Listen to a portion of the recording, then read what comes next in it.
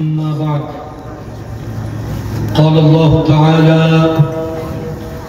قل إن كنتم تحبون الله فاتبعوني يحببكم الله ويغفر لكم ذنوبكم والله غفور رحيم.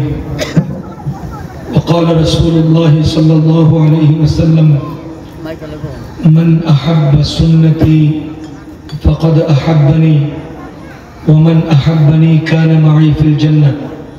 صدق الله العظيم وصدق رسوله النبي الكريم.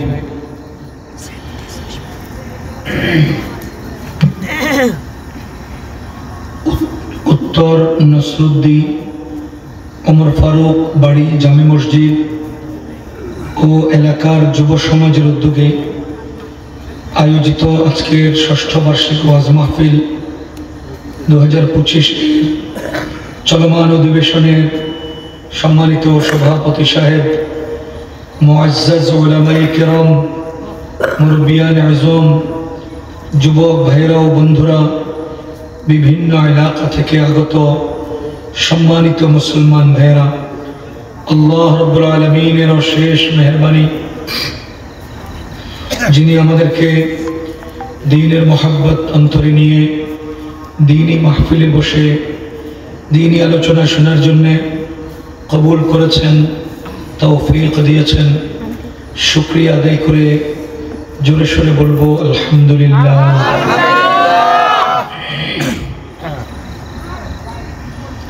आमी सूरा आल इमरानेर एकटी आयात तिलावत करेছি और नबीजीर हादिस थेके एकटी हादिस पढ़ेছি। एर आलोके इंशाअल्लाह जरूरी किछु कथा बोलबो। आमी আমল করার চেষ্টা করব, আপনারাও আমল করার চেষ্টা করবেন ইনশাআল্লাহ। কতক্ষণ ওয়াজ করলাম সেটা নয়, কি দিতে পারলাম উম্মতকে সেটা গুরুত্বপূর্ণ। কতক্ষণ বয়ান শুনলাম এটার চেয়ে বয়ানের দ্বারা নিজের জীবনের জন্য কি নিতে পারলাম এটাই বেশি গুরুত্বপূর্ণ। এজন্য জীবন চলার প্রয়োজনে কিছু নেবার চেষ্টা করব।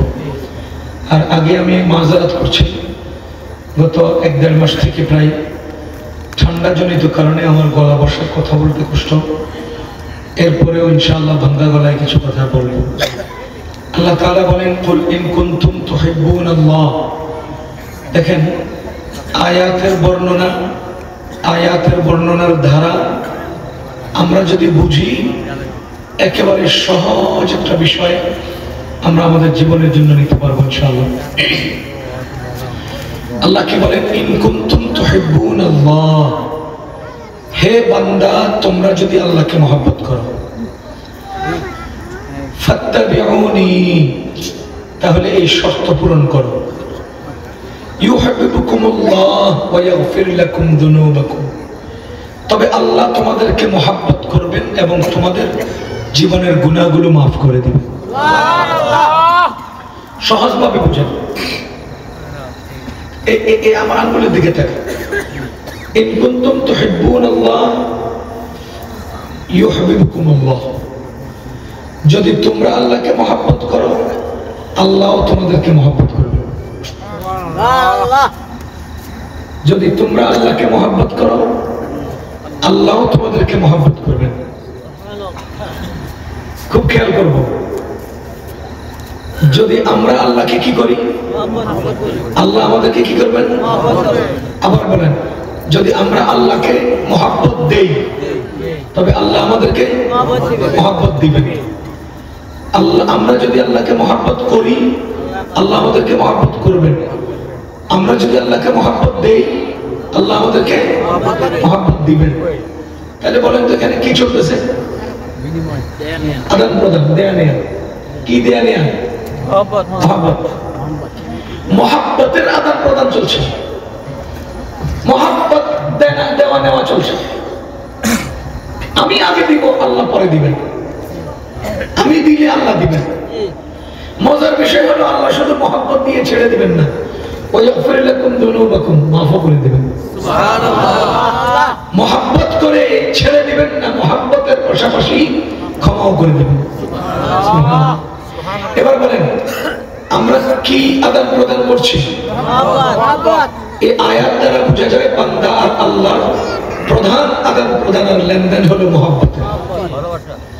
মহব্বতের ভালোবাসা বলছেন কে?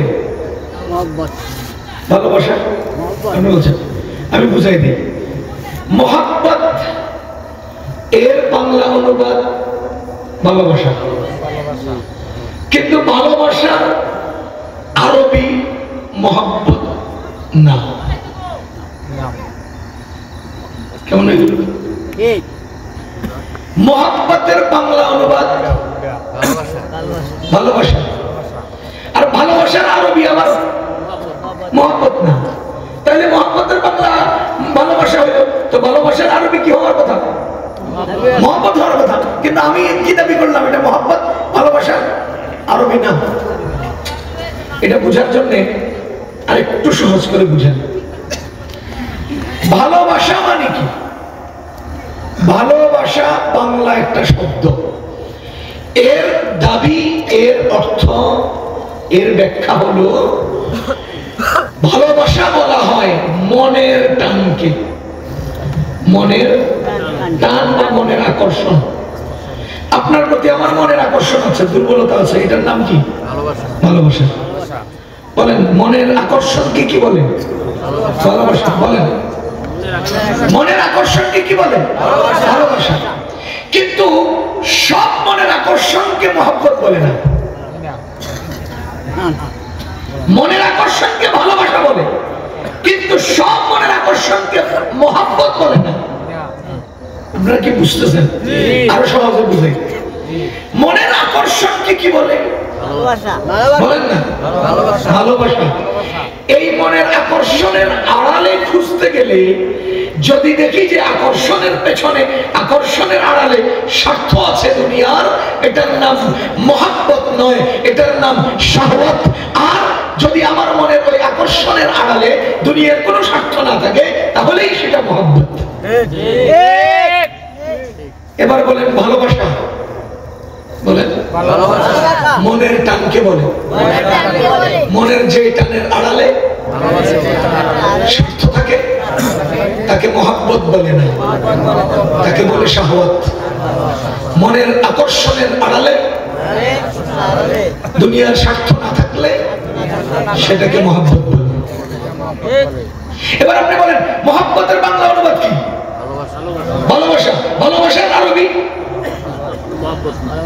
মহব্বত হওয়া যায় না, কারণ ভালোবাসার আরবি শাহওয়াত হয়, মহব্বত হয়। বুঝতে পারছেন? ভালোবাসার আরবি শাহওয়াত হয়, ভালোবাসার আরবি মহব্বত হয়। মহব্বত কখন? যদি স্বার্থ না থাকে। শাহওয়াত কখন? যদি স্বার্থ থাকে। আচ্ছা বলেন, এবার উদাহরণ দিই। উদাহরণ দিই। আমার এক চাচার বন্ধু মৌলানা বেলাল সাহেব, আমার চাচার বন্ধু ক্লাসমেট মৌলানা বেলাল। বেলাল সাহেবকে এক মনির মিয়ায় মহব্বত করতো, ভালোবাসতো। মহব্বত করতো না, ভালোবাসতো। কেমন ভালোবাসতো আমি নিজে দেখছি। বেলাল সাহেব যে ঘড়ি ব্যবহার করে মনির মিয়া মার্কেট থেকে ওই ঘড়ি কিনে আনছে। বেলাল সাহেব যে মোবাইল ব্যবহার করে মনির মিয়া মার্কেট থেকে ওই মোবাইল কিনে আনছে। বেলাল সাহেব যে জুতা ব্যবহার করে মনির মিয়া মার্কেট থেকে ওই জুতা কিনে আনছে। বেলাল সাহেব যে আইটেমের টুপি লাগাইছে মনির মিয়া ও বিকল সেই টুপি লাগাইছে। এটা মহব্বত, ভালোবাসা না? এটা ভালোবাসা না? কিন্তু ঘটনার চক্রে একবার বেলাল সাহেব মনির মিয়ার যায় ব্যাংকে গেছে। 4 লাখ টাকা ব্যাংকের থেকে উঠাইয়া 2 লাখ নিজের পকেটে দিলেন, মনির মিয়ারে দিয়ে গেছে যে চলো আমরা বাড়িতে যাই, তুমি আমার টাকাটা দিয়ে দিও। ব্যাংকের থেকে নাই না, মনির মিয়া এক বাসের আড়ালে হারাইছে যে আজও পাওয়া যায়নি।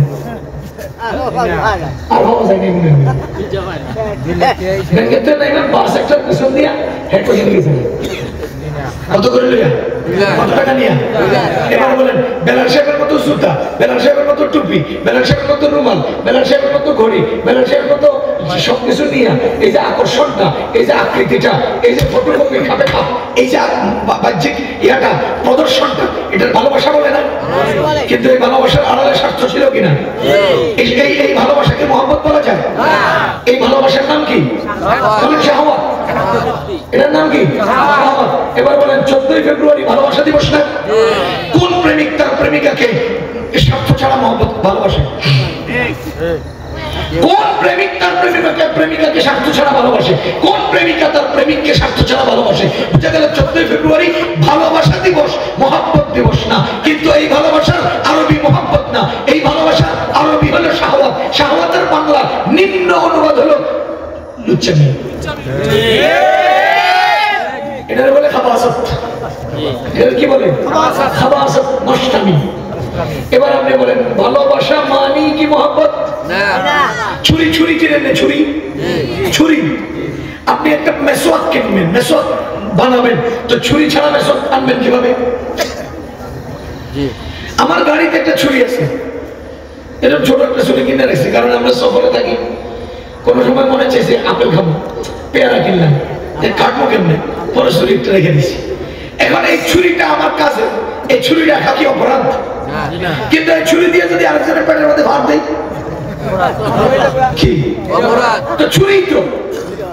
তাহলে ভালোবাসা শাহওয়াত হইলে অপরাধ, মহব্বত হইলে অপরাধ নেই। যারা বলে ভালোবাসা মানে পবিত্র না, ভালোবাসা মানে পবিত্র না। ছুরি রাখা অপরাধ না যদি এটা মেসওয়াকের জন্য হয়, ছুরি রাখা অপরাধ না যদি এটা ফল কাটার জন্য হয়, ছুরি রাখা অপরাধ যদি আরেকজনের পেটে। এবার বলেন এত লম্বা ছুরি দিয়ে কোরবানি সবাই দেয় না? আর একদম নেল কাটারের ছুরি দিয়ে মানুষের পেটে ভাত দেয় না? এবার কোরবানির ছুরি রাখা কি অপরাধ? কিন্তু নেল কাটারের ছুরি কেন? কারণ এটা কর্ম খারাপ, ওটার কর্ম ভালো। সুতরাং বলেন মহব্বত, এই যে ভালোবাসা করছে, যে এই লিগে আমি এই কথাগুলো কইতেছি, এটি নাইলে কইতাম না, হয়তো অন্য দিক যেতাম না। বলেন ভালোবাসা, ভালোবাসা আরবিতে কয় অর্থে আসে? মহব্বত, দুই শাহওয়াত। শাহওয়াত কোন ভালোবাসা? যার পেছনে স্বার্থ থাকে। আপনার সাথে আমার ভালোবাসাটা কিসের? এনে আইলে ফোন দিন, ভাই কই তুই চা খাওয়াইতেন না? কি আকর্ষণ, কি মহব্বত, কি মায়া, খালি চা খাইবার লেগে।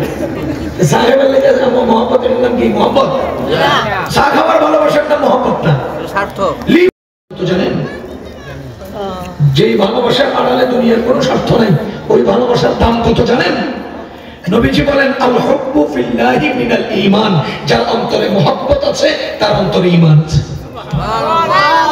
ওই যে হাদিসের মধ্যে আসছে লা তাদখুলুল জান্নাতা হাত্তা তুমিনু, যতক্ষণ তোমরা ঈমানদার না হবা ততক্ষণ পর্যন্ত তোমরা জান্নাতে যেতে পারবে না। ওয়ালা তুমিনু হাত্তা তাহাব্বু, এবং ততক্ষণ ঈমানদার হবা না যতক্ষণ একে অন্যের প্রতি মহব্বত রাখবা না। আওয়ালা আদুল্লুকুম আলা শাইইন ইযা ফাআলতুমুহু তাহাব্বাতুম, আমি কি বলবো এমন কৌশল যা অবলম্বন করলে তোমাদের পারস্পরিক মহব্বত তৈরি হবে? আফশুস সালাম বাইনাকুম, তোমরা একে অন্যকে সালাম করো। তার মানে যার অন্তরে মহব্বত থাকবে তার অন্তরে ঈমান থাকবে, যার অন্তরে মহব্বত নাই তার অন্তরে ঈমান নাই। সুবহানাল্লাহ। মহব্বতের কি দাম বুঝেন? আরেক হাদিসের মধ্যে আসছে কিয়ামতের ময়দানে আল্লাহর আরশের নিচে 6 গ্রুপ জায়গা পাবে। আরশের নিচে কয় গ্রুপে জায়গা পাবে? 6 গ্রুপ। এর মধ্যে এক গ্রুপ হলো যারা আল্লাহর জন্য একে অন্যকে মহব্বত করে। এবার বলেন কত দামি মহব্বত, কত দামি। কিন্তু যে মহব্বতের আড়ালে কি আছে? স্বার্থ আছে, এটারে মহব্বত বলে না, এটারে কি বলে? শাহওয়াত। আরবি সাহিত্যে শব্দের পরিবর্তনে অর্থ পরিবর্তন হয়, সলায়ের পরিবর্তনে অর্থ পরিবর্তন হয়। বা হলো 43টা, এক শব্দ 43 ভাবে গেলে 43 রকমের অর্থ। আরবি কঠিন জিনিস, যা হোক। এবার বলেন আল্লাহকে আমি কি দেব? মহব্বত, মহব্বত ভালোবাসা। ইন কুনতুম তুহিব্বুনাল্লাহ, যদি তোমরা আল্লাহকে মহব্বত করো, যদি তোমরা আল্লাহকে মহব্বত করো, ইউহিব্বুকুমুল্লাহ, আল্লাহ তোমাদেরকে মহব্বত করবেন। কি দেওয়া নেওয়া? বলেন বলেন কি দেওয়া নেওয়া হচ্ছে? আমি আল্লাহকে কি দেব? আল্লাহ আমাকে কি দিবেন? আল্লাহ আমারে এক পলিথিন মহব্বত দিবেন। কিন্তু আপনি পলিথিন খুলে দেখবেন যে কোণার মধ্যে ওই আফরিলাকুম যুনুবাকুম মাগফিরাত দিয়ে দিয়েছেন। আল্লাহ শুধু মহব্বত দিয়ে করবেন না, ছেড়ে দিবেন না, মাগফিরাত দিয়ে দিবেন। কিয়ামতের ময়দানে বান্দার সবচেয়ে বড় অর্জন হবে মাগফিরাত। বলেন কিয়ামতের ময়দানে বান্দার সবচেয়ে বড় অর্জন কি? মাগফিরাত। আল্লাহ যদি থাম, আল্লাহ যদি দেখলাম না জায়গা গেলাম একটু, আল্লাহ যদি বলেন থেমে যাও, বাঁচার কোনো উপায় নেই, আল্লাহ যদি বলেন যে ছেড়ে দিলাম চলে যাও, বেঁচে গেলাম। তাহলে কিয়ামতের ময়দানে বান্দার সবচেয়ে বড় অর্জন কি? মাগফিরাত। আল্লাহ বলেন ওয়াগফির লাকুম যুনুবাকুম, আমি তোমাদের গুনাহগুলো মাফ করে দেব। সুবহানাল্লাহ। এতটুকুন কি আপনারা বুঝতে পেরেছেন? এবার দুটো পয়েন্টে কথা বলতে হবে। এক নাম্বার পয়েন্ট, আমি মোহাব্বত দিব, তিনিও মোহাব্বত দিবেন। আমি আর তিনির মধ্যে তফাৎ আছে কিনা? দিতে আমাকে দিতে হবে, তারপরে তিনি দিবেন। আমি মোহাব্বত করব, তারপরে তিনি মোহাব্বত করবেন। এখন বলেন, আমি কি আমার আকৃতিতে, আমার বুঝ মতে, আমার কৌশল মতে, আমার চাহিদা মতে, আমার পরিকল্পনা মতে মোহাব্বত করব, না ওনার দেখানো পথে? আমি আমার মতো করে দেব, না ওনার দেখানো পথে? আপনাদের এখানে মসজিদ আছে, কি মসজিদ এটা? ফকির বাড়ি, ফারুক বাড়ি জামে মসজিদ। ফারুক বাড়ি জামে মসজিদে খেয়াল করেন, ফারুক বাড়ি জামে মসজিদে ইমাম নিবে তো বিজ্ঞপ্তি আসছে, এই এই যোগ্যতার অধিকারীগণ ইমাম হতে পারবেন। এক, তারা তাদের যোগ্যতার সার্টিফিকেটের ফটোকপি পেশ করবেন। দুই, কয়টা পয়েন্ট? এই এই যোগ্যতার, মনে করেন মাওলানা, হাফেজ মাওলানা হলে আমরা খতিব ইমাম নেব, তিনি যে হাফেজ, তিনি যে মাওলানা, এই যোগ্যতার সার্টিফিকেটের ফটোকপি দিবেন। কয়টা পয়েন্ট এখানে? এবার আপনি এসে কি বললেন, আমি তো নাসার বৈজ্ঞানিক, আমার ইমাম নেন। এবার বলেন তো, যারা নেবেন তাদের সামনে আপনার নাসার বৈজ্ঞানিক হওয়ার যোগ্যতা, ইমাম হওয়ার যোগ্যতার মাপকাঠি, আপনার নাসার বৈজ্ঞানিক হওয়ার এই যোগ্যতার দাম নেই। আপনি মিটফুটের ডাক্তার, আরে ভাই আমি এখানে যোগ্যতা রেখেছি হাফেজ মাওলানা, আর আপনি আরো বড় যোগ্যতা নিয়ে সামনে আসলে কেন? কেন আপনার যোগ্যতার আলোকে আমি ইমাম নিচ্ছি না, আমাদের চাহিদার আলোকে যোগ্যতা নির্ধারণ করা হয়েছে। তাহলে যিনি গ্রহণ করবেন, নির্ধারণ করবেন, নীতি নির্ধারণ করবেন কে? তিনি। যিনি গ্রহণ করবেন তিনি নির্ধারণ করবেন। এক, সুতরাং দুই নাম্বার কি বলা হলো, আপনার যোগ্যতার সার্টিফিকেট নিয়ে আসেন, সার্টিফিকেটের ফটোকপি নিয়ে আসেন। এখন উনি হাটাজারি মাদ্রাসা দাওরা পড়ছে, ওখানকার সার্টিফিকেটটারে সামনে রেখা কম্পিউটারে যাইয়া এটারে ছবি তুলা, বিশাল করে 6 ফিট বাই 12 ফিট লম্বা এত বড় পেস্টুনের মধ্যে সার্টিফিকেটটারে আইকা ছাপায় নিয়ে আসছে, বড় করে। চলবে না? কেন চলবে না? বুয়া না, আসলে এটারে উনি বড় করে আনছে, তাও হবে না। আরো উন্নত করে আনছে, তাও হবে না। নিজের হাতে আলিশান করে লিখে আনছে, তাও হবে না।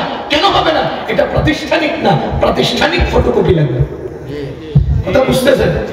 আপনার সাজানো পদ্ধতিতে আসলে হবে না, আপনার আলাদা যোগ্যতা নিয়ে আসলে হবে না। যিনি গ্রহণ করবেন তার দেখানো নির্ধারিত যোগ্যতা এবং কাগজপত্র ওইভাবেই আনতে হবে, যেভাবে তিনি বলেছেন, এবং সেভাবেই কবুল হবে যেভাবে তিনি চেয়েছেন। সুতরাং আল্লাহকে মহব্বত দিতে হবে, আল্লাহকে মহব্বত করতে হবে। আমি আমার ইচ্ছা অনুমতে আল্লাহর জন্য মহব্বত মহব্বত মহব্বত করলাম, আমি আমার চাহিদা মতে আল্লাহকে মহব্বত ব্যক্ত করলাম, হবে না। আল্লাহর দেখানো পথেই আল্লাহকে মহব্বত করতে হবে। এটা হলো এক নাম্বার কথা। এবার বলেন, আল্লাহ কি আমাকে মহব্বতের কোন ধারা নীতি নির্ধারণ করে দিয়েছেন? আল্লাহকে কিভাবে মহব্বত করতে হবে এটাকে আল্লাহ ঠিক করে দেন নাই? এটা এক নাম্বার। দুই নাম্বার, আমি বলতেছি আপনাকে ওই নীতিটা বা তরিকাটা কি সেটাও বলবো, কিন্তু আগে ভূমিকা স্বরূপ এই কথাগুলো নেন, বুঝেন তো বুঝবেন। দ্বিতীয় নাম্বার, আমি আল্লাহকে কি দেব? আল্লাহ আমাকে কি দিবেন? মজার বিষয় কি জানেন? মজার বিষয় হলো, নদীর ওই পারে আল্লাহ, নদীর এই পারে আমি, মাঝখানে একটা নদী আছে। আমি আঙ্গুল একটা দেখাইছি আপনাদেরকে, ইন কুনতুম তুহিব্বুনাল্লাহ, যদি তোমরা মহব্বত করো ইউহিব্বুকুমুল্লাহ, আল্লাহ তোমাদের মহব্বত করবে। মাঝখানে কি একজন অপশন একটা রয়ে গেছে না? তাহলে এই মাঝখানে নদী রয়ে গেছে। মুসলমান বুঝেন, আমি নদীর এই পারে, আল্লাহ নদীর ওই পারে, মাঝখানে একটা নদী আছে। আল্লাহ নদীর ওই পার থেকে আমাকে ডেকে বলেন, ইন কুনতুম তুহিব্বুনাল্লাহ, তোমরা যদি আমাকে মহব্বত করো, ইউহিব্বুকুমুল্লাহ, আমি তোমাদেরকে মহব্বত দেব। ও বান্দারা, আমি তোমাদেরকে মহব্বত দেব, আমার মহব্বত নিয়ে যাও, আমার মহব্বত নিয়ে যাও। আমি তোমাদেরকে মহব্বত দেব, আমার মহব্বত নিতে হবে। বলেন তো আমি কি আল্লাহ যেই পারে আমিও সেই পারে না? আমি পরে পারে, আমি অপর পারে, আমাকে যেতে হবে। আমার নদীটা পার হওয়ার জন্য যন্ত্র লাগবে, নদীটা পার হওয়ার জন্য মাধ্যম লাগবে, একটা পুল লাগবে অথবা একটা নৌকা লাগবে। এই দুই জিনিস ছাড়া আমি নৌকা পার হতে পারবো না। কি বলে নদী পার হতে পারবো না? বলেন তো আমি নদী পার হওয়া লাগবে কিনা? আমার নদী পার হইয়া আল্লাহর দেওয়া মুহাব্বত আর মাগফিরাত আনতে হলে আমাকে নদী পার হতে হবে। এখন আমি একটা পুল অবলম্বন করব। সেই পুলটা কি? সেই নৌকাটা কি? এবার আসেন, আমার প্রথম কথা ছিল আল্লাহর মুহাব্বত, আল্লাহকে মুহাব্বত কিভাবে করব সেই তরিকাও আল্লাহ আমাকে বুঝিয়ে দিলেন, সেই তরিকাও আল্লাহ আমাকে জানিয়ে দিলেন। আবার দ্বিতীয় নম্বর হলো আল্লাহর মুহাব্বত আনতে হলে সেই পথ কিভাবে পাড়ি দেব, সেই নৌকা কিভাবে অর্জন করব, গ্রহণ করব, কোন পুল ব্যবহার করব, সেটাও আল্লাহ তাআলা আমাকে বলে দিলেন। দুটোটার জবাব এক। আমার আল্লাহ বলেন, ফাত্তাবিউনি ফাত্তাবিউনি ইন কুনতুম তুহিব্বুনাল্লাহ, তোমরা এই পড়ে থেকে যদি আল্লাহকে মহব্বত করো, ইউহিব্বুকুমুল্লাহ, আল্লাহ তোমাদেরকে ওই পার থেকে মহব্বত করবেন। সুতরাং তোমাদের মহব্বত আর আল্লাহর মহব্বত মিলতে হবে। তোমরা আল্লাহর মহব্বত আনার জন্য ওই পারে যেতে হবে। কিভাবে যাইবা? ফাত্তাবিউনি, আল্লাহ বলেন মুহাম্মদুর রাসূলুল্লাহ সাল্লাল্লাহু আলাইহি ওয়াসাল্লামের সুন্নতের ব্রিজ ব্যবহার করে ওই পারে যাও। সুবহানাল্লাহ। ব্রিজটা কি? সুন্নতের ব্রিজ, ইত্তেবায়ে সুন্নাত, সুন্নতের ব্রিজ ছাড়া অন্য কোন পথ দিয়ে তুমি যদি ওই পারে যাও, আরে যেতে তো পারবাই না। আরে তুমি তো যেতে পারবাই না। আরে তুমি সাতরাইয়া নদী পার হইতে পারবে না। তুমি তোমার জাহাজ দিয়া, তোমার বানানো অনেক বড় বড় টাইটানিক দিয়েও নদী পার হতে পারবে না। আল্লাহর দেওয়া, আল্লাহর রাসূলের সুন্নতের জাহাজ, সুন্নতের সেই নৌকা দিয়া, সুন্নতের সেই ব্রিজ দিয়া তোমাকে নদী পার হতে হবে। এরপরে আল্লাহর মহব্বত তোমাকে অর্জন করতে হবে। এবার বলেন, আমি আল্লাহকে মহব্বত দিতে চাই, দিতে হলে যেতে হবে কোন পথে?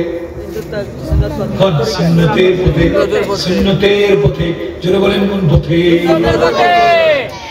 আমরা আল্লাহর মহব্বত আনতে হলে নদী পার হব। নদী পার হওয়ার সেই পুলের নাম কি? সুন্নাত। সুন্নাত, নবীজির সুন্নাত। এবার দ্বিতীয় নম্বর কথা, আল্লাহর মহব্বত অর্জন করতে হলে আল্লাহকে মহব্বত দিতে হবে।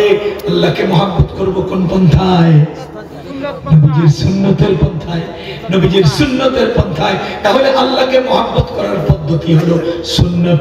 আবার আল্লাহর মহব্বত অর্জন করার রাস্তা হলো সুন্নাত। কথা বুঝতেছেন না আপনারা?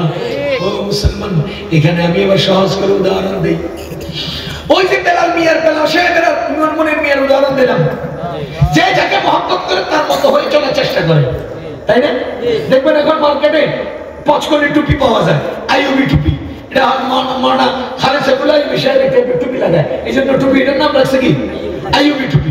আবার একটা আছে সিদ্দিকী টুপি, কুয়াকাটা আল্লামা কি হাফিজুর রহমান সিদ্দিকী সাহেব, উনি ব্যবহার করেন যে টুপি, এই টুপির মতো টুপি মার্কেটে পাওয়া যায়। তো এটা কি হয়ে গেছে? সিদ্দিকী টুপি। মানে কি? মানে কি? মানে হলে ওনার মতো করে আমি চলতে চাই, জন্য ওনার মতো টুপিটা মার্কেটে এখন চাহিদা তৈরি হয়েছে। আরো কতজন হয়তো কত কিছু ব্যবহার করে, কিন্তু এগুলো আদর্শ বানায় নাই কেউ, এদের মতো কেউ আগ্রহ গ্রহণ করে না, এই জন্য তার মতো করে জিনিস পাওয়া যায় না। তার অর্থ হলো আমি যাকে মহব্বত করি তার মতো অর্জন করতে হবে। তিনি কিভাবে চলবেন? এবার বলেন, আমি কাকে মহব্বত করবো? আল্লাহকে। এখন আল্লাহর যেমন টুপি আমার টুপি এমন হতে হবে, কারণ আমি আল্লাহকে মহব্বত করবো। আল্লাহর রুমাল যেমন আমার রুমাল তেমনই হতে হবে। আল্লাহর জামা যেমন আমার জামাও তেমন হতে হবে। আল্লাহর পোশাক যেমন আমার পোশাক তেমন হতে হবে।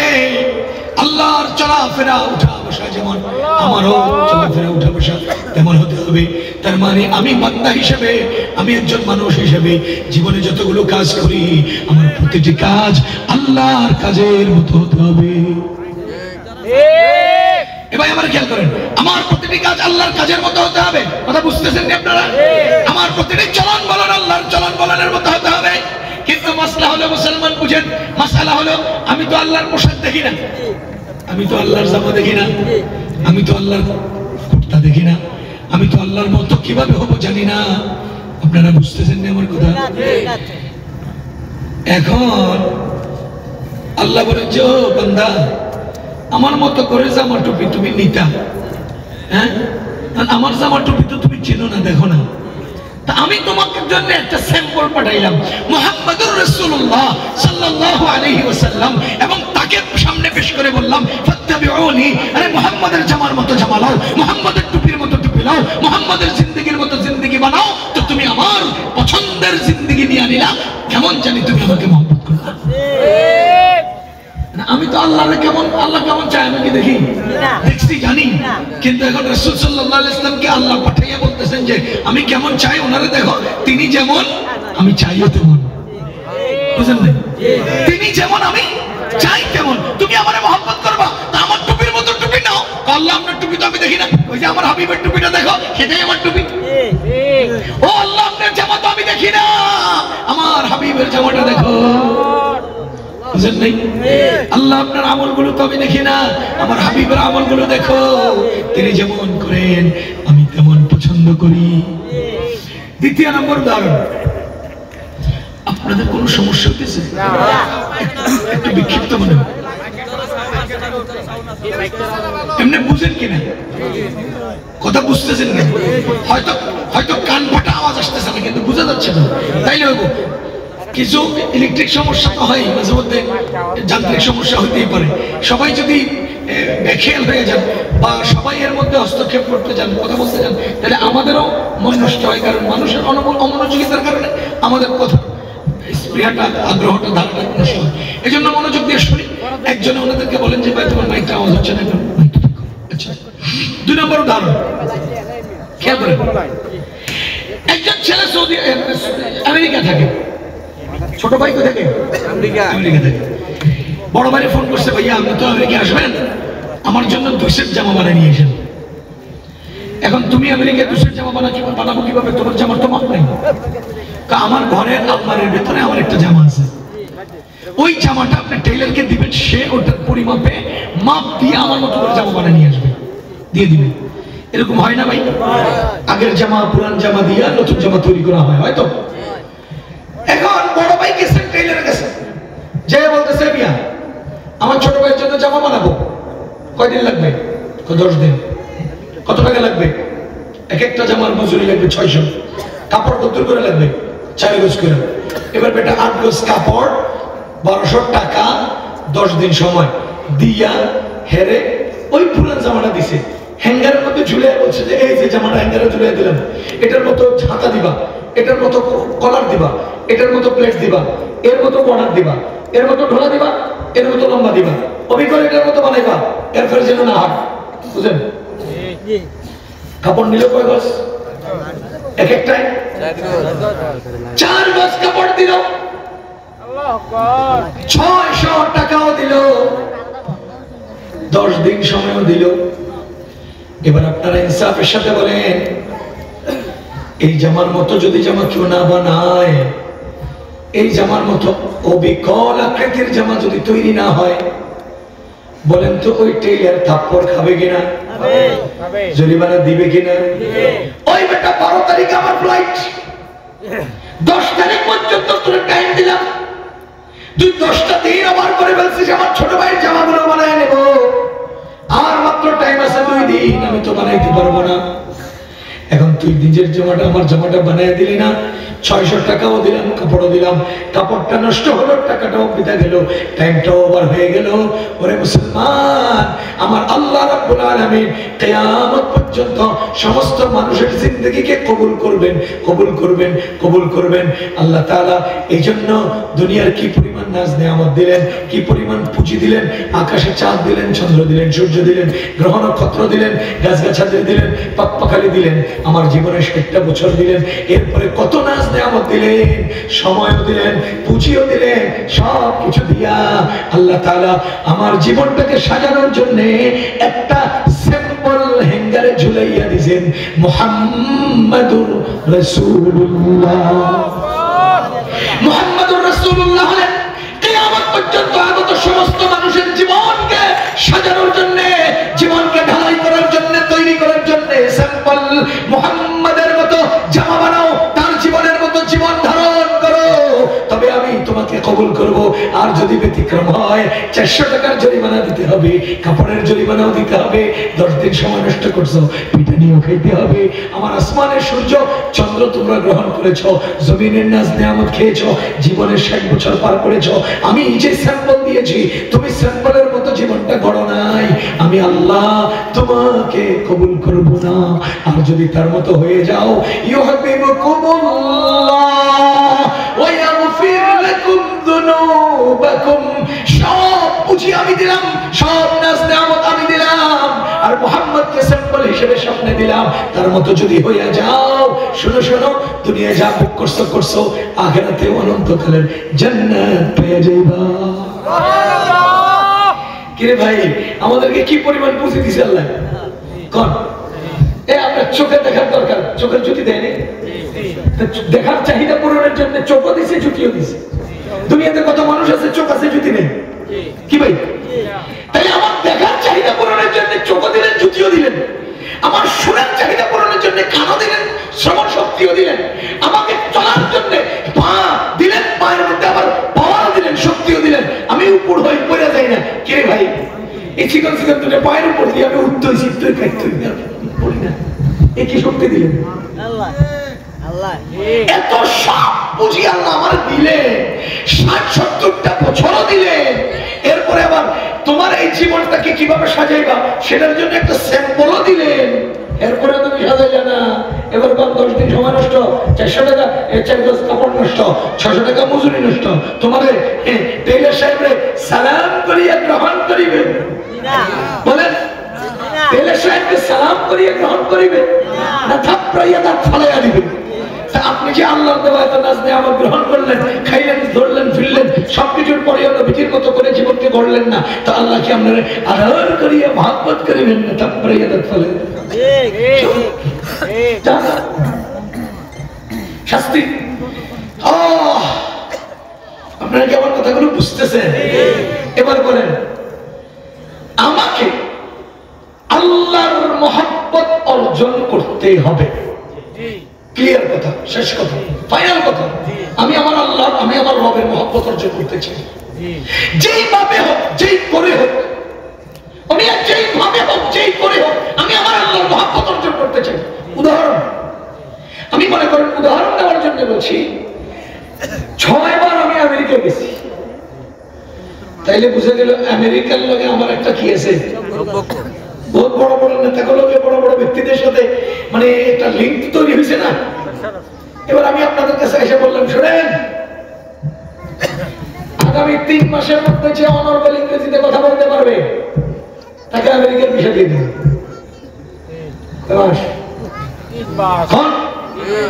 কি বলতে পারলে? 3 মাসের মধ্যে অনার্স পাস করলে দিব, কথা বলিনি। 3 মাসের করলে বিবিএ এমবিএ পাস করলে দিয়ে দিব আমেরিকার ভিসা, কথা বলিনি। 3 মাসের মধ্যে অনর্গল ইংলিশে কথা বলতে পারলে কি দেব? আমেরিকার ভিসা দেব। এবার আপনারা বলেন, প্রতিদিন কয় ঘন্টা ইংরেজিতে কথা বলবেন? আমেরিকায় যাওয়ার আগ্রহ যদি থাকে, 3 মাস পরে আমি নিশ্চিত আপনাকে আমেরিকার ভিসা দিব। একথা বলার পরে আপনি প্রতিদিন কত ঘন্টা ইংরেজি কথা বলার চর্চা করবেন বলেন? বাথরুমেও, গোসলখানায়ও, ভাত খাইতেও, ঘুম যাইতেও, নামাজে খারাইও, এটা সোয়ানবিয়ার আলা সোয়ানবিয়ার আসেন না কইয়া I love you I want to buy the pen.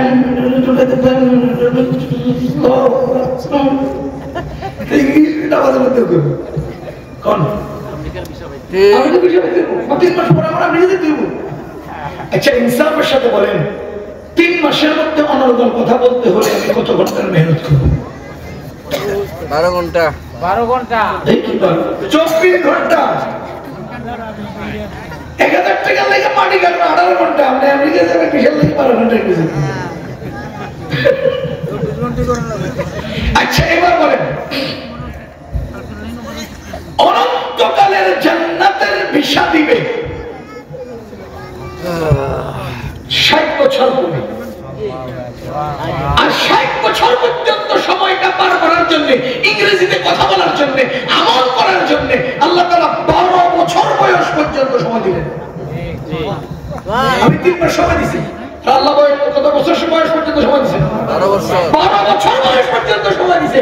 ও মুসলমান, 12 বছর বয়স পর্যন্ত সময় দিয়েছে। তুমি রুকু করো নাই, মাফ। তুমি সিজদা করো নাই, মাফ। তুমি আল্লাহকে ডাকো নাই, মাফ। 12 বছর পর্যন্ত তোমার উপরে শরীয়তের কোনো বিধান আসেই নাই। তো 12 বছর বয়স পর্যন্ত এত লম্বা সময় পাইও তুমি নামাজ কেন শিখলা না?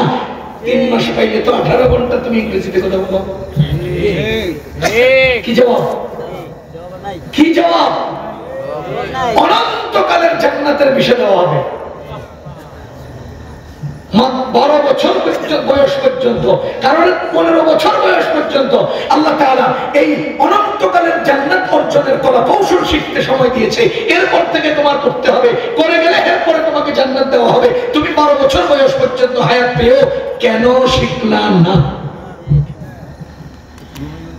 এই 3 মাস সময় দিয়ে নেই আপনি বাংলা শুনে ইংলিশ হলেও তো কিছু করবেন নিয়ে, নাইলে আপনারা মিটিং গেলে লাইনে জায়গা দিব তো আপনি মেহনত করলেন না কেন?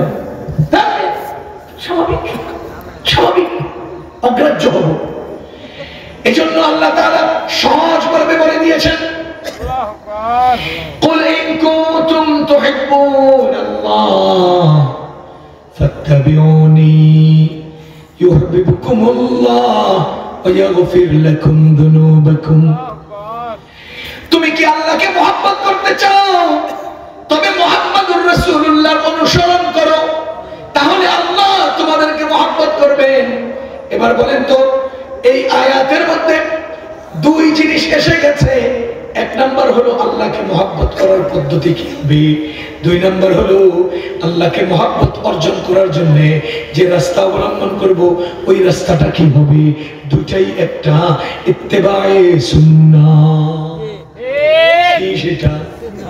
ধরে বলেন নবীজির সুন্নতের অনুকরণ, নবীজির সুন্নতের অনুকরণ। ইত্তেবা, ইত্তেবা কারে কয় জানেন? ইত্তেবা আপনাদের দেশে আগেকার সময় লাঙ্গল দিয়া চাষ করতো না, তো 2 গরুয়ে লাইনে লাইনে 2 গরু 4 গরুয়ে লাঙ্গল চাষ করতো। আমার দাদা করতে দেখতাম, ওনারা 2 জনে লাঙ্গল চালাইতো।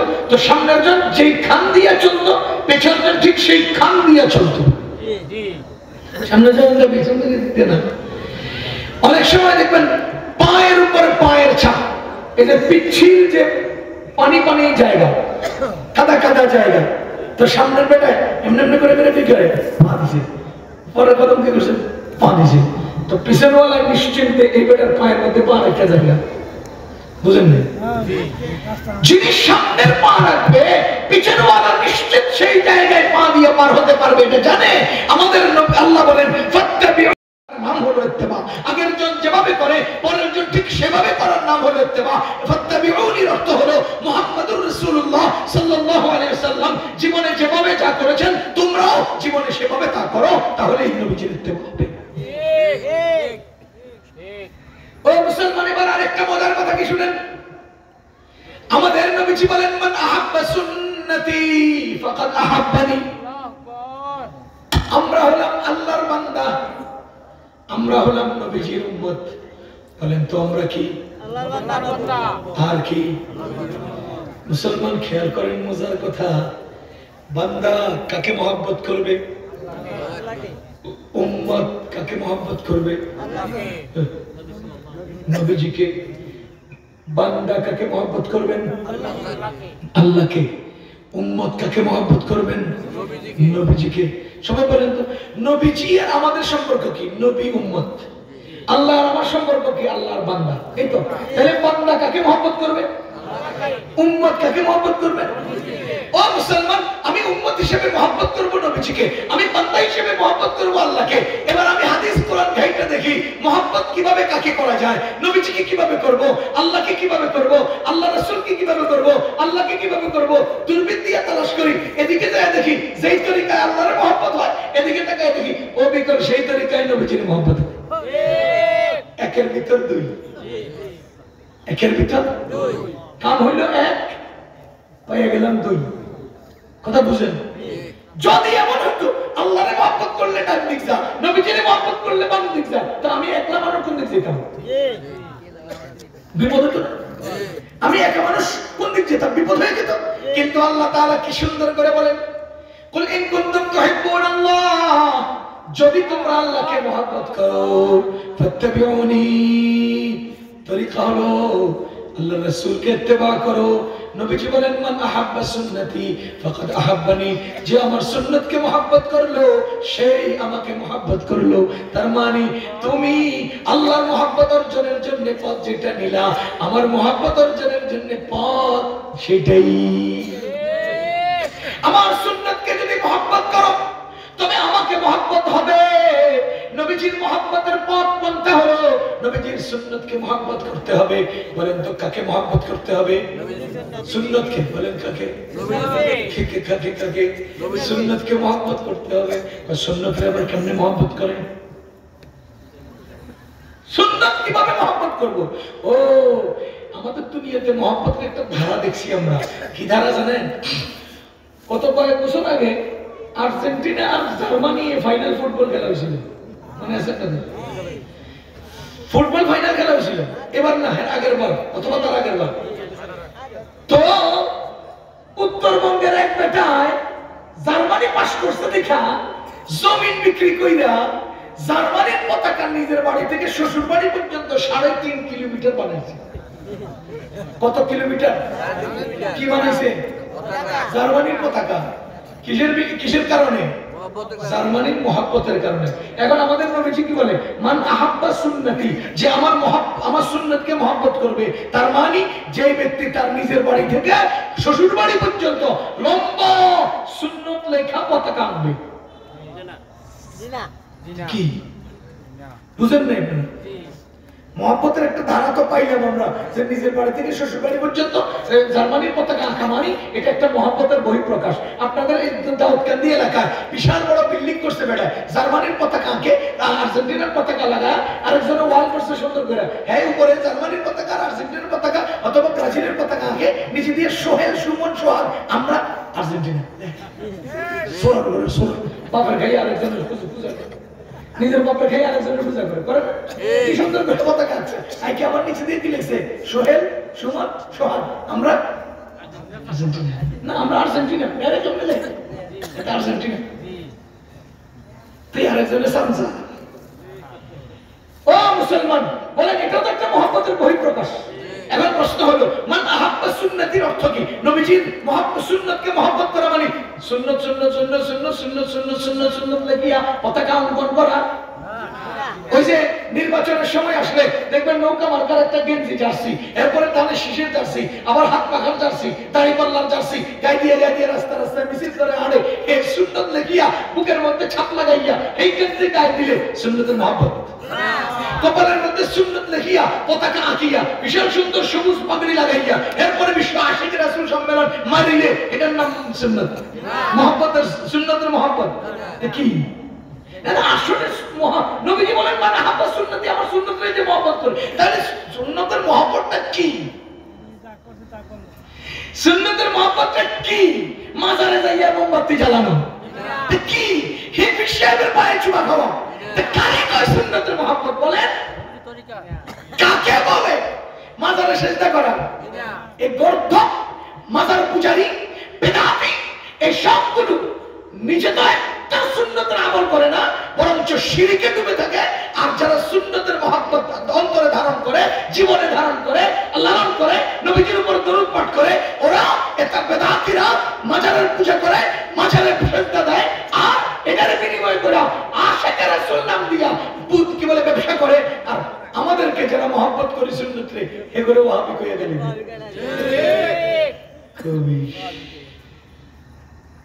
কিরে ভাই, খুব খেয়াল করেন যে আমার সুন্নতকে মহব্বত করে। আমি এখানে একটা বিশ্লেষণ শুনে বুঝবেন যে আমার সুন্নতকে কি করে মহব্বত করে। তার মানে যে ব্যক্তি মাথার তুলি থেকে পায়ের মাথার তালু থেকে মাথার তুলি থেকে পায়ের তালু পর্যন্ত এই পুরো পদমস্তকে আমার সুন্নতকে কাজে কর্মে বাস্তবায়ন করে। মান আহাব্বা সুন্নতি মানে কি? যে পুরো শরীরে, সমাজে, দেশে, দুনিয়া সব জায়গায় আমার সুন্নতকে কাজে কর্মে বাস্তবায়ন করে। বলেন কাজে কর্মে বাস্তবায়ন করে। শুধু আমার ধর্মকে বিক্রি করে খায় সে নয়, বুঝেন? সে যে আমার ধর্মকে বিক্রি করে খায় সে নয়। সমাজে এখন ধর্মের বিক্রেতা অনেক, কথা বুঝবেন? সমাজে এখন ধর্মের বিক্রেতা অনেক। এই যে আমি না, আমি আমাকে দিয়ে উদাহরণ দিচ্ছি।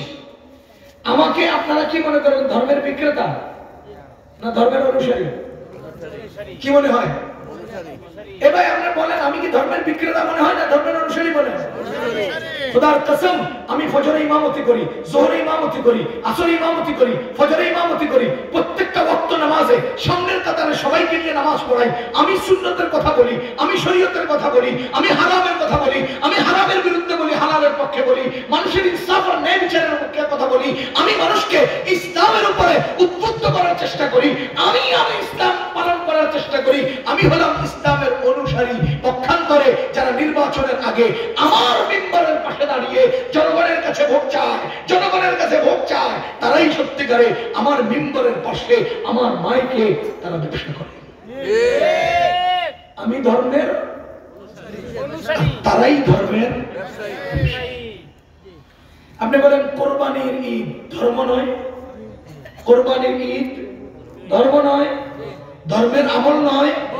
তো কোরবানির জন্তুর বাজারের হাসিল গুলোকে উঠায়, তাহলে ধর্মের আমল করি আমরা আর ধর্মের আদলে ব্যবসাতে হেরাই করি। আমরা ধর্ম ব্যবসায়ী, কথা বুঝেন নাই? ধর্ম ব্যবসায়ী কে? তোরা নিজেরা ধর্ম ব্যবসায়ী করে, আমরা ধর্ম ব্যবসায়ী। বলেন আমরা ধর্মের অনুসারী, তারাই ধর্মের ব্যবসায়ী। এই যে নির্বাচন আসতেছে, নির্বাচন আসলে ডাক্তার কামাল সাহেবরাও 10 টাকা টুপি মাথায় দেয়। নির্বাচন আসলে ওবায়দুল কাদেরের মতো নিকৃষ্ট জানোয়াররাও মাথায় টুপি লাগায়। নির্বাচন আসলে হাসিনার মতো জালিমরাও মাথায় ঘোমটা লাগায়। তোরা ধর্মের ব্যবসায়ী, আমরা ধর্মের অনুসারী। আমরা কি ধর্মের অনুসারী? তোরাই ধর্ম ব্যবসায়ী। দেখবেন নতুন নতুন কি সুন্দর ফখরুলরা কত সুন্দর সুন্দর নীতিগত কথা বলবে। সব বামপন্থী, সব ইন্ডিয়ার গোলাম। এই সমস্ত মুশরিক আর এই ইহুদি খ্রিস্টানদের গোলামরাও এখন দেখবেন ইল্লাল্লাহর পক্ষে স্লোগান দিবে। কেন? শাহবাগের মোমবাতি জ্বালায় যারা, হেরাও মুয়াজ্জিনের আগে মসজিদে কেন আসে?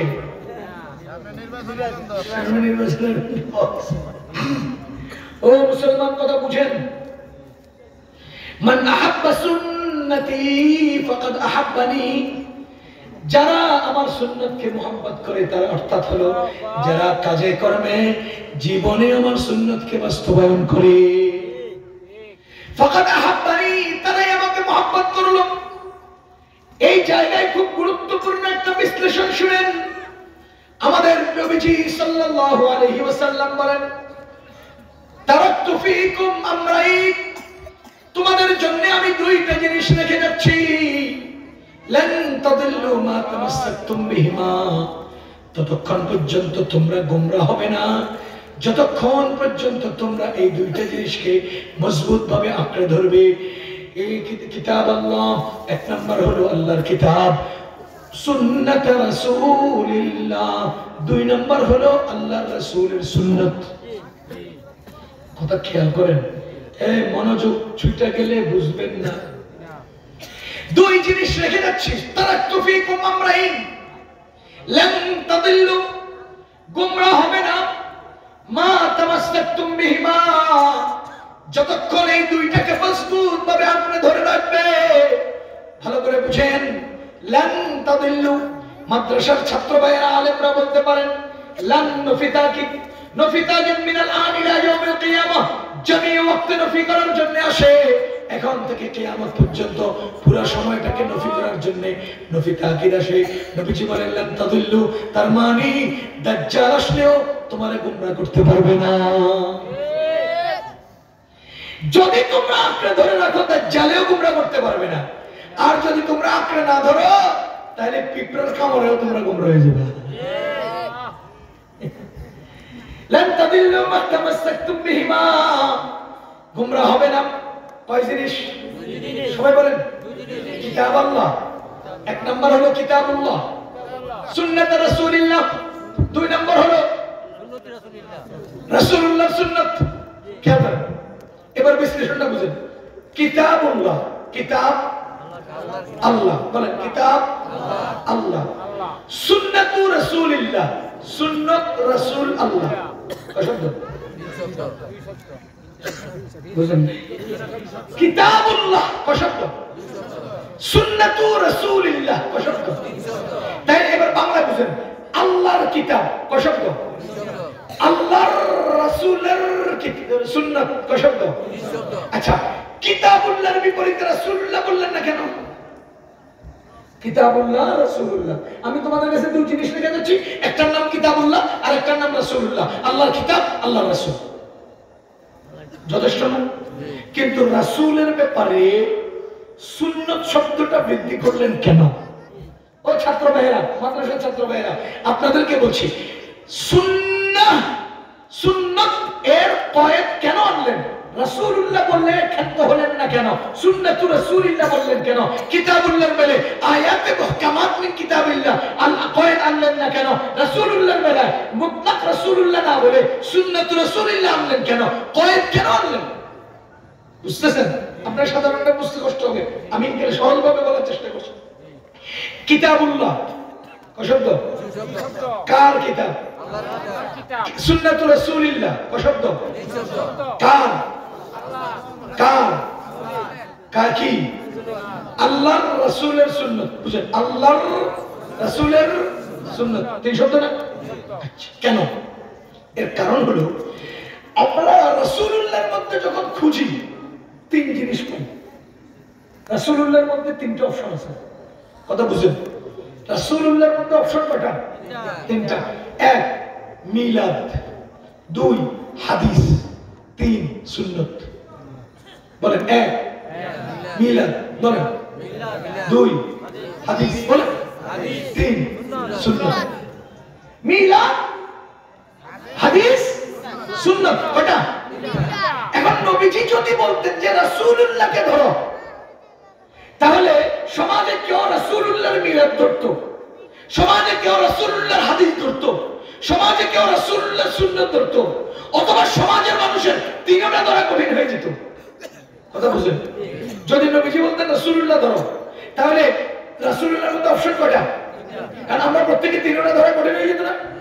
অথবা কেউ কেউ একটা একটা ধরে ছেড়ে যেত, কেউ সুন্নাত ধরতো, কেউ হাদিস ধরতো, কেউ আবার মিলাদ ধরতো, এবং তিনটাকেই গুমরাহি থেকে মুক্তির নিশ্চয়তা দেওয়া হতো। কিন্তু নবীজি কি বললেন? না না না না না না, তিনটা ধরা যেমন সম্ভব না, তিনটা একটা গ্রহণ করলে তুমি গুমরাহি থেকে মুক্তি পাইয়া যাইবা, এই নিশ্চয়তা দেওয়া গেল না। ও মুসলমান বুঝেন, মিলাদুন নবী, নবীজির মধ্যে মিলাদ আছে, যেটাকে আমরা বলি মিলাদুন নবী। নবীজির মধ্যে হাদিস আছে, যেটাকে আমরা বলি হাদিসুন নবী। নবীজির মধ্যে সুন্নাত আছে, যেটাকে আমরা বলি সুন্নাতুন নবী অথবা সিরাতুন নবী। তা বুঝেন? আমাদের সমাজে কিছু লোক মিলাদুন নবী নিয়ে আছে না নাই? কিছু লোক হাদিসুন নবী নিয়ে চলছেন, আছে না নাই? কিছু লোক সুন্নাতুন নবী নিয়ে চলছেন, আছে না নাই? আমাদের নবীজি ইঙ্গিত দিচ্ছেন, শোনো, তারাকতু ফীকুম আমরাইন, তোমাদের জন্য দুই জিনিস রেখে যাচ্ছি, কিতাব আল্লাহ, আল্লাহর কিতাব, সুন্নাত রাসূলুল্লাহ, রাসূলুল্লাহর সুন্নাত। তার মানে রাসূলুল্লাহর মিলাদ যদি কেউ গ্রহণ করো সে গোমরাহি থেকে বাঁচতে পারবা, নিশ্চয়তা দেওয়া গেল না। রাসূলুল্লাহর হাদিস যদি কেউ গ্রহণ করো সে গোমরাহি থেকে বেঁচে যাইবা, নিশ্চয়তা দেওয়া হলো না। সুন্নাতু রাসূলুল্লাহ যদি কেউ গ্রহণ করো লান তাদিল্লু, সেই গোমরাহি থেকে বেঁচে যাবে। বুঝেন? নবীজির মিলাদ গোমরাহি থেকে বাঁচাইতে পারবে না, নবীজির হাদিস গোমরাহি থেকে বাঁচাইতে পারবে না, নবীজির সুন্নাত একমাত্র গোমরাহি থেকে বাঁচাবে। এজন্য নবীজি রাসূলুল্লাহ বলেন নাই, সুন্নাত রাসূলুল্লাহ বলেছেন। কেন? মুতলাক রাসূলুল্লাহ বললে ওই যে বেদাতি, আরে আমরা তো মিলাদুন নবী গ্রহণকারীদেরকে আহলে বেদাত বলি, আমরা তো হাদিসুন নবী গ্রহণকারীকে আহলে হাদিস বলি, আমরা তো সুন্নাতুন নবী গ্রহণকারীকে আহলে সুন্নাত বলি, আর একমাত্র আহলে সুন্নাতরাই গোমরাহি থেকে মুক্ত। আহলে হাদিসও না, আহলে বেদাতও না, আহলে হাদিসও না, আহলে বেদাতও না। হ্যাঁ, চলমান দৃষ্টিতে আহলে বেদাত আহলে হাদিস গোমরাহি থেকে মুক্তি হতে পারে না। আমাদের নবীজি বলেছেন আহলে সুন্নাত একমাত্র গোমরাহি থেকে বাঁচে। কারণ আমি তোমাদের কাছে কিতাবুল্লাহ আর সুন্নাত রাসূলুল্লাহ কিনেছি। এখন আপনাকে একটা প্রশ্ন আপনি আমারে করতে পারেন যে হুজুর, সুন্নাত সুন্নাত মান আহাব্বা সুন্নতি তারাকতু ফীকুম আমরাইন লান তাদিল্লু মা তামাসসাকতুম বিহিমা কিতাবাল্লাহি ওয়া সুন্নাত রাসূলি। সুন্নাত কাকে কয়? বুঝতেছেন? সুন্নাত কাকে বলে? কথা খেয়াল করেন। সুন্নাত দুই অর্থে ব্যবহার হয়। বলেন সুন্নাত কয় অর্থে ব্যবহার হয়? এক, শরীয়তের বিধানের একটা স্তরের নাম সুন্নাত। এটা ফিকহি পরিভাষায়, ফিকহি পরিভাষায় শরীয়তের একটি বিধানের পর্যায় বা স্তরের নাম সুন্নাত। দুই, নবীজির পূর্ণ আদর্শ যা উম্মতের অনুসরণীয়, যা ইসলামের শরীয়ত, তাকে বলা হয় সুন্নাত। এগুলো একটু উচ্চ লেভেলের ক্লাসের বুঝছেন, আমি আপনাদেরকে সহজ করে বোঝানোর চেষ্টা করছি। সুন্নাতের এক অর্থ শরীয়তের বিধানের একটা স্তর, সুন্নাতের এক অর্থ শরীয়তের বিধানের স্তর। বলেন তো শরীয়তের বিধানের মধ্যে ফরজ আছে না নাই?